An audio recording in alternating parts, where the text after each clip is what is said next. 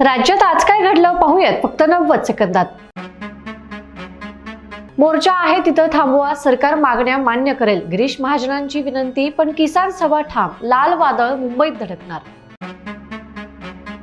पहिली मुलगी झाल्याने सासरचे नाराज, दुसऱ्यांदा जबरदस्ती गर्भलिंग तपासणी आणि गर्भपात। पुण्यात शारीरिक आणि मानसिक त्रासाला कंटाळून सरपंचांच्या सुनेने मृत्यूला कवटाळलं। जिथे भेगडे बोलले तिथेच उत्तर देणार, मावळमध्ये बाळा भेगडे विरुद्ध सुनील शेळके फाईल वॉर पेटलं।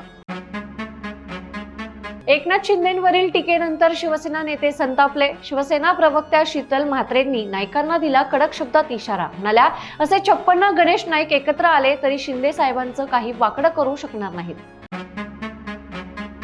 भेदभाव मिटवण्याचा विद्यापीठ अनुदान आयोगाचा नवा नियम वादाच्या भोवऱ्यात, समानतेच्या नावाखाली एकतर्फी निर्णय घेतल्याचा सामान्य प्रवर्गातील विद्यार्थी आणि विविध विद्यार्थी संघटनांचा आरोप।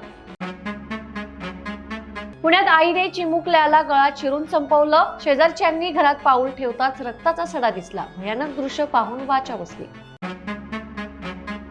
ठाकरे गटाचे नेते फडणवीसांच्या पाठीशी उभे ठाकले, अमृता फडणवीसांबाबत अंजली भारतींच्या आक्षेपार्ह वक्तव्यावर तुटून पडले।